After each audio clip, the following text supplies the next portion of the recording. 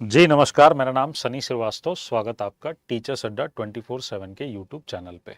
देखिए, बिहार एस्टेट के फॉर्म जो है वो आपने भर लिए होंगे और सिलेबस जो है वो इसका अब पूरी तरह से क्लियर हो चुका है कि क्या सिलेबस है, क्या क्या चीज़ें पढ़नी है, कोई अनप्रेडिक्टेबिलिटी है या नहीं है। इन सारी चीज़ों पे हम आपके साथ चर्चा करेंगे। ठीक, तो आज की इस क्लास में बिहार एस्टेट सोशल साइंस के लिए क्या सिलेबस है, हिस्ट्री के अंदर, पॉलिटी के अंदर, ज्योग्राफी के अंदर और इकोनॉमिक्स के अंदर, इस पर हम चर्चा करेंगे। तो देखिए, सिंपल ऑफिशियल सिलेबस को आप सर्च कर लीजिए। जब आप ऑफिशियल सिलेबस सर्च करेंगे, सिंपल गूगल पे जाइए, एस्टेट लिखिए और एस्टेट का ये होम पेज आ जाएगा बिहार विद्यालय परीक्षा समिति का। इस पर आप जैसे ही आते हो, ये इंपॉर्टेंट लिंक है, ठीक है, और इसके अंदर सिलेबस दे रखा है पेपर 1 या पेपर 2 का।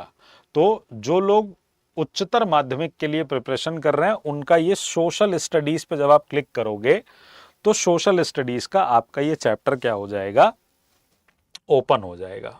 ठीक, अब अगर इसके अंदर हम देखें तो 100 मार्क्स का ये आपका पेपर है। ठीक है, कितने मार्क्स का है? 100 मार्क्स का आपका ये पेपर है, क्योंकि 50 मार्क्स में आपका टीचिंग एप्टीट्यूड और ये सारी चीजें आएंगी। ठीक, इसमें अगर आप देखेंगे तो सबसे पहला टॉपिक जो है वो टॉपिक ही आपका किसका है? वर्ल्ड हिस्ट्री का टॉपिक है। वो टॉपिक ही किसका है बेटा? वर्ल्ड हिस्ट्री का टॉपिक है। और पहला ही टॉपिक है भौगोलिक खोज और भौगोलिक खोजों का परिणाम, यानी पहला टॉपिक है जियोग्राफिकल डिस्कवरीज। 1498 में वास्को डी गामा ने भारत की खोज की, उससे पहले कोलंबस ने अमेरिका की खोज की। इसी तरह की कुछ और खोजों के बारे में आपको पढ़ना होगा, क्या कारण रहे उन खोजों के, क्यों आखिर इन भौगोलिक खोजों का दौर शुरू हुआ। इसके बैकग्राउंड में हमें थोड़ा बहुत रेनेसा के बारे में पढ़ना होगा, यानी पुनर्जागरण के बारे में पढ़ना होगा। और जब इन भौगोलिक खोजों को हम पढ़ेंगे तो फिर इसका परिणाम देखना होगा कि क्या परिणाम इस पर पड़ा। ठीक, दूसरा टॉपिक जो है आपका वो है अमेरिकन रेवोल्यूशन का, यानी अमेरिकी क्रांति का, और अमेरिकी क्रांति से लेकर अमेरिकी स्वतंत्रता संग्राम तक। आपने देखा कि टीजीटी सोशल साइंस का अभी जो पेपर हुआ था, बीपीएससी 7th फेज का, टीआरई का, उसमें यहाँ से डायरेक्ट सवाल पूछे गए थे कि जैसे पूछा गया था कि पहली जो कॉलोनी स्टैब्लिश की यूएस में ब्रिटेन ने, वो कौन सी थी? जेम्सटाउन वर्जीनिया की कॉलोनी थी। तो वो 13 कॉलोनी जो स्टैब्लिश हुई, कैसे उन कॉलोनीज ने अपनी इंडिपेंडेंसी डिक्लेयर की, क्या रेवोल्यूशन रहा, इसके बारे में पढ़ना होगा। तीसरे नंबर पे आपको फ्रांस की क्रांति पढ़ना है, फ्रेंच रेवोल्यूशन पढ़ना है, नाजीवाद और हिटलर के बारे में पढ़ना है, यानी फासीवाद, नाजीवाद, हिटलर, इनके बारे में पढ़ना है, मुसोलिनी के बारे में पढ़ना है। प्रथम विश्व युद्ध और द्वितीय विश्व युद्ध के बारे में चर्चा करनी है, फर्स्ट वर्ल्ड वॉर और सेकेंड वर्ल्ड वॉर पे।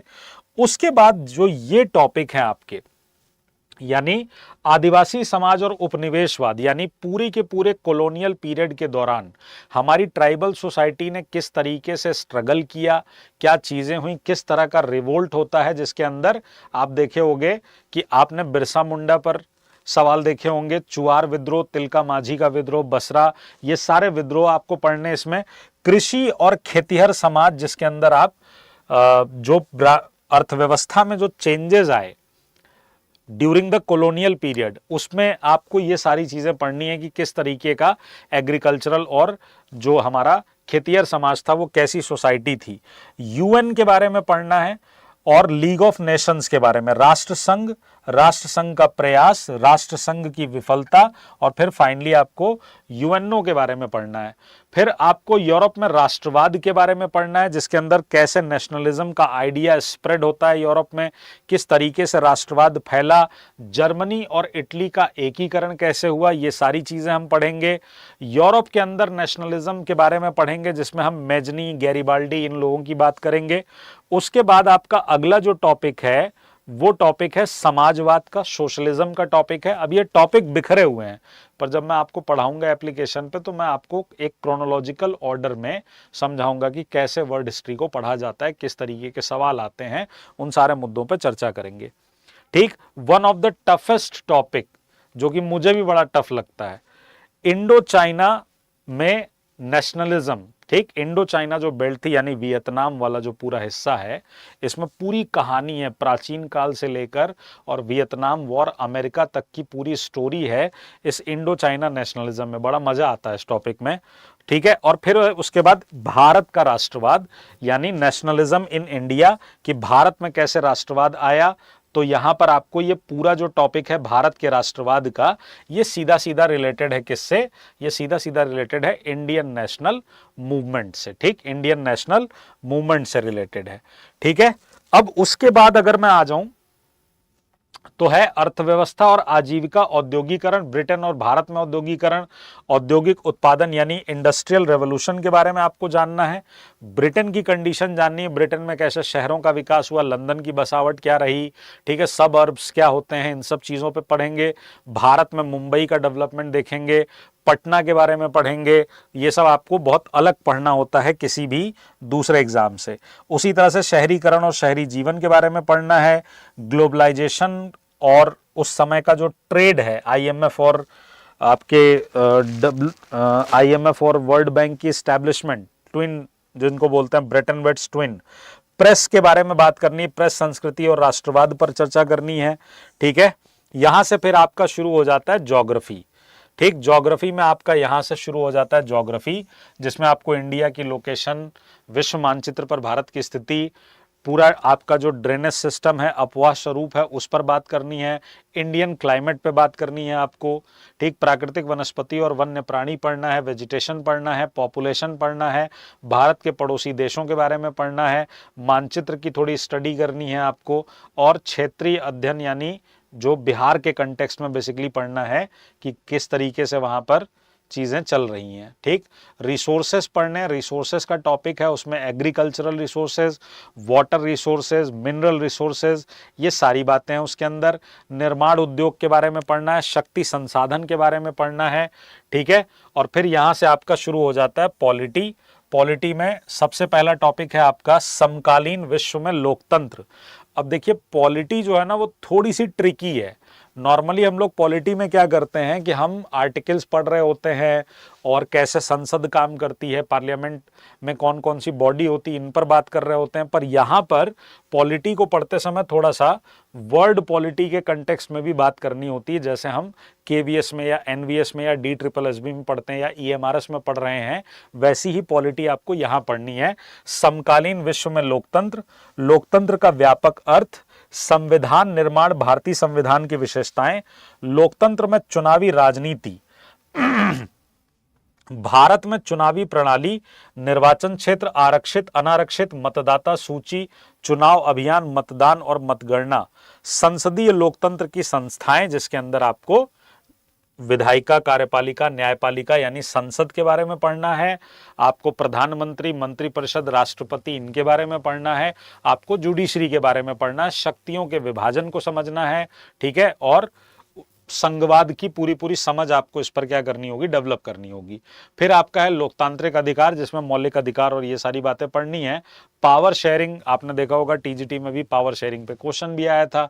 तो पावर शेयरिंग क्या है, सत्ता में साझेदारी क्या है, उसमें बेल्जियम का मॉडल पढ़ेंगे हम, श्रीलंका का मॉडल पढ़ेंगे और फिर अपने इंडिया के मॉडल पे बात करेंगे। लोकतंत्र की उपलब्धियों पे बात करेंगे और लोकतंत्र की चुनौतियों पे बात करेंगे। तो 100 नंबर में तो आपका वो हो गया सिलेबस, जिसके अंदर आपको हिस्ट्री, पॉलिटी, ज्योग्राफी बेसिकली पढ़नी है और इकोनॉमिक्स के आपके कुछ कुछ इसके अंदर टॉपिक हैं। प्रॉपर इकोनॉमिक्स इसमें है नहीं, कुछ कुछ टॉपिक हैं, उनको आप ज्योग्राफी में भी समझ सकते हैं, इकोनॉमिक्स में भी समझ सकते हैं। जो सिलेबस दिया है मैं उसकी बात कर रहा हूं। पर आपको पता है जैसे सिलेबस में आपने देखा, हिस्ट्री में सिलेबस में क्या है, वर्ल्ड हिस्ट्री है और मॉडर्न इंडिया का एकमात्र टॉपिक है जो कि है इंडियन नेशनल मूवमेंट। पर अगर आपने अभी TGT सोशल साइंस का पेपर देखा होगा तो उसमें देखा होगा आपने 1857 के रिवोल्ट से भी एक सवाल पूछा गया था ना, और आपसे एंशेंट से भी कुछ क्वेश्चन पूछ दिए गए। और मैं लगातार एप्लीकेशन पे बच्चों को कह रहा था कि एक नज़र मार के जाना इस पे, क्योंकि मुझे पूरा शक है कि BPSC यहाँ से भी सवाल देगा, और वही हुआ भी TGT के अंदर। ये तो अच्छी बात ये थी कि हम लोग जो है थोड़ा सा एंशेंट मिडिवल पे वन लाइनर फॉर्म में चीज़ों को पढ़ कर गए थे, तो सवाल वहीं से आए तो इतनी दिक्कत हुई नहीं। तो जो चीज़ वहाँ हुई थी वही सेम चीज़ मैं आपके साथ भी करूँगा। एक ओवरव्यू डिस्कशन कर लेंगे एंशंट और मिडीवल पे भी, जिसमें नोट्स के थ्रू मैं आपको कुछ चीज़ों को समझाता चलूंगा जो कि आपकी SCRT बेस्ड होंगी। ठीक है, अब जो दूसरा पोर्शन है, उस दूसरे पोर्शन में आप देखोगे कि यहां पर syllabus for art of teaching and other skill estate 2023। तो आर्ट ऑफ टीचिंग के अंदर आपको टीचिंग और लर्निंग पढ़नी है, teaching objectives and instructional objective पढ़ने हैं, टीचिंग मेथड्स पढ़ने हैं, लेसन प्लान के बारे में पढ़ना है, माइक्रो टीचिंग और इंस्ट्रक्शनल ऑब्जेक्टिव्स जो होते हैं वो एनालिसिस पढ़ना है, effective ecosystem of classroom, text book and library, qualities of teacher, evaluation और असेसमेंट के पे बात करनी है, करिकुलम पे बात करनी है, factors affecting teaching and learning और टीचिंग एड्स और hands on learning. Other skill में जनरल नॉलेज है, इन्वायरमेंटल साइंस है, मैथमेटिकल एप्टीट्यूड है, लॉजिकल रीजनिंग है। मतलब इन चारों से भी आप थोड़े बहुत सवाल देखने को आपको मिल सकते हैं। 20 सवाल, ये डिवीजन समझ लीजिए।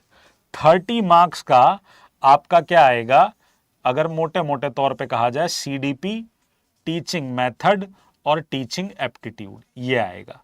और 20 नंबर में आपका जनरल अवेयरनेस आएगी। उस जनरल अवेयरनेस में आपका मैथमेटिक्स आएगा, यानी मैथमेटिकल एबिलिटी पे बात है, EVS आएगी, ठीक है, EVS आएगी, जनरल नॉलेज आएगी, और एक चौथा टॉपिक जो दिया था वो क्या दिया था, general knowledge, environmental science, mathematical aptitude और लॉजिकल रीजनिंग। तो थोड़े बहुत सवाल आपको रीजनिंग को देखने को मिल सकते हैं। 5-5 सवाल हो सकता है, चारों सेक्शन से देखने को मिल जाए।